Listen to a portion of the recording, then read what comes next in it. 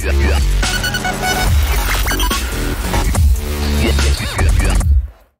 everybody and welcome to Forever Rugby on Forever Sports for today's Team of the Week after round 6 Super Rugby Unlocked, coming down to crunch time.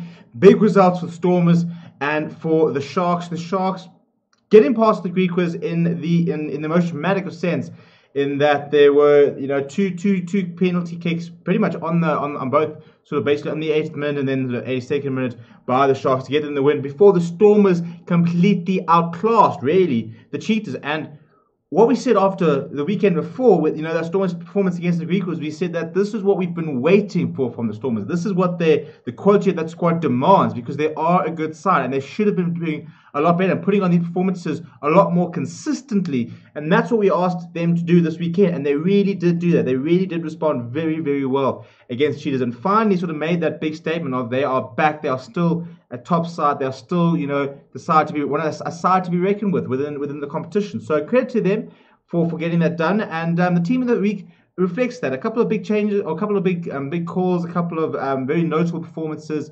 And that, before you look at the team itself, please do subscribe to the channel. Bottom right hand corner there, smash a like as well. Jump in the comments, let me know what you think of the team itself. So without any further ado, this is what we have gone with. Obviously littered with Stormers and Sharks, and so I suppose it kind of reflects the weekend. I thought the Stormers were very good. Cheetahs were largely pretty ordinary, to be honest. But the Griquas and the Sharks, there wasn't much between them, and the closeness of the match reflects that. And I think the team of the week aptly reflects that as well. So going from 1 through to 15, full Stormers front row. Stephen Kitshoff, Scarlett Benny, Francois Herbert were tremendous. They were very solid at scrum time. They worked hard.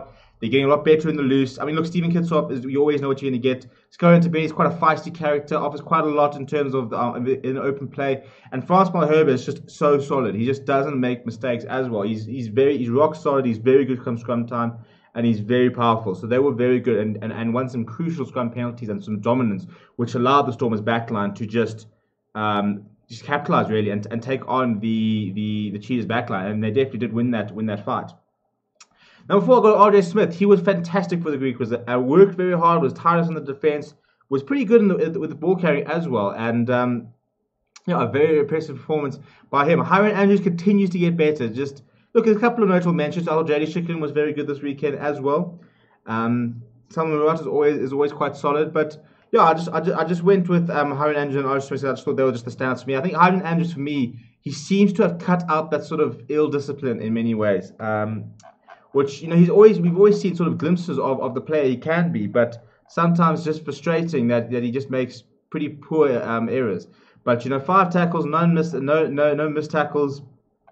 So yeah, I thought he was just very, very solid, and won his lineouts, stole 2, I think it was, and just a lot better in terms of penalties conceded. 1 penalty conceded, and I think that was much like a Marvin Orie. Sometimes it comes with that position, but we always knew he was such a good player, and now he's starting to cut out the discipline. So now it's just a very clean and very simple approach. The loose trio was very difficult to pick. Some big performances across the board. Gideon van der Merwe was a stand-up for Griquas. He was electric. He was brilliant. Got himself a deserved try, but he was just everywhere and played his heart out. I thought I was very impressed with him. Timberlani Body was fantastic on the attack. Could still use a bit of work on the defense, but if you want to really nitpick his performance, but I thought he was very, very good on his Sharks debut, on his full debut. Really stood up and tried very hard.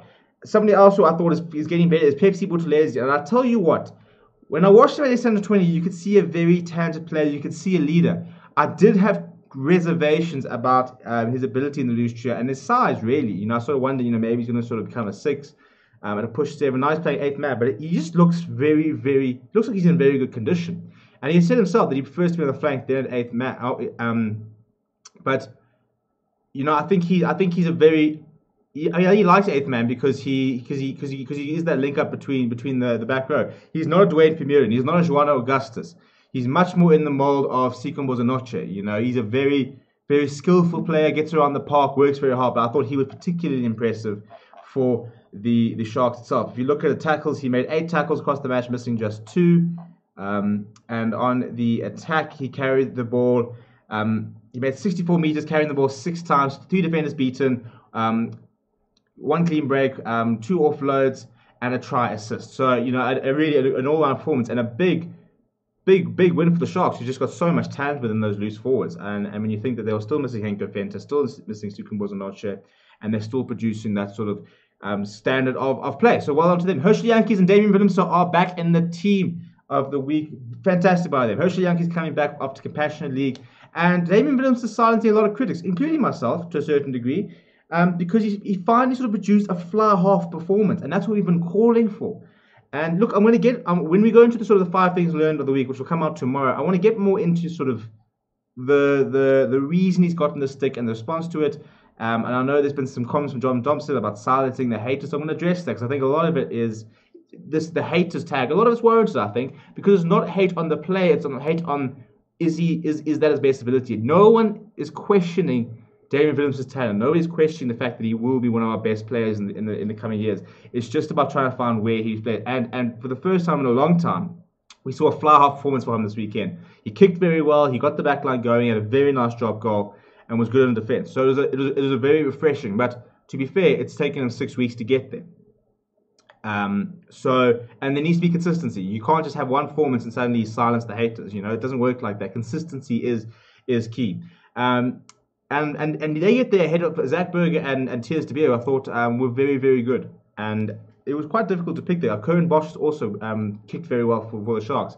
But all around, I think you can't really argue about Damian Willemse. The backline was difficult. I thought Edwin Cater, you had to put him in. He was just so industrious for the Greek because he was fantastic. And I think, you know, Roscoe Speckman scored a phenomenal try.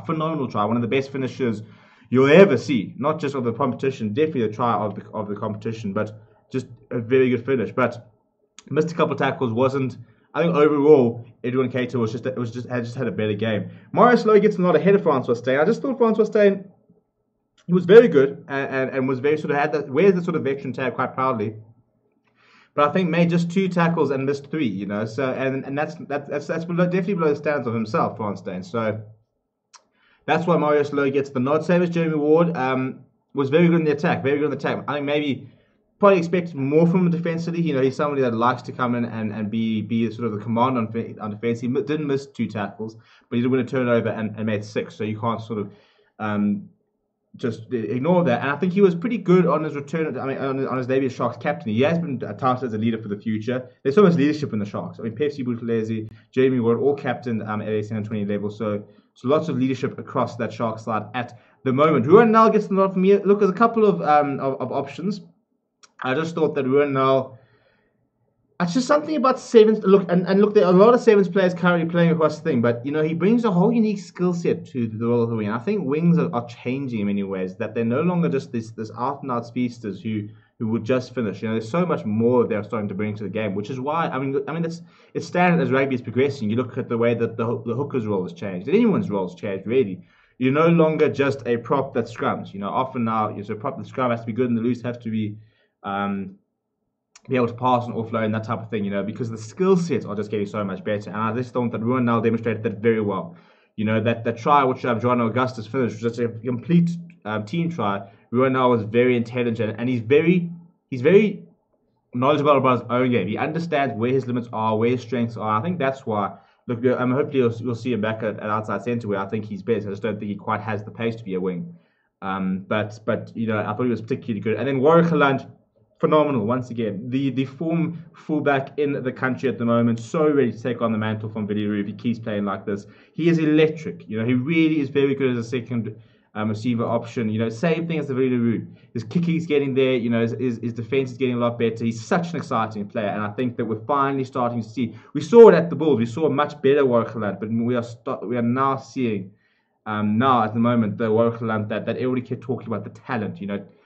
It's one thing to have talent, but to be able to make that count at the highest level is what separates the good from the best players. And he is becoming a really, really good player. And I think at the moment, if you had to pick a Bok team tomorrow, you would be hard pressed to leave him out ahead of Villiers, which speaks to how well Warwick Holland is currently playing. Let me know what you think of the team in the comments below. As I said, please do consider subscribing. Bottom right hand corner there, smash the like, turn on your notifications as well, so that you never miss a moment with Forever Rugby. Thank you very much for watching. My name is Stephen, and I'll see you very soon.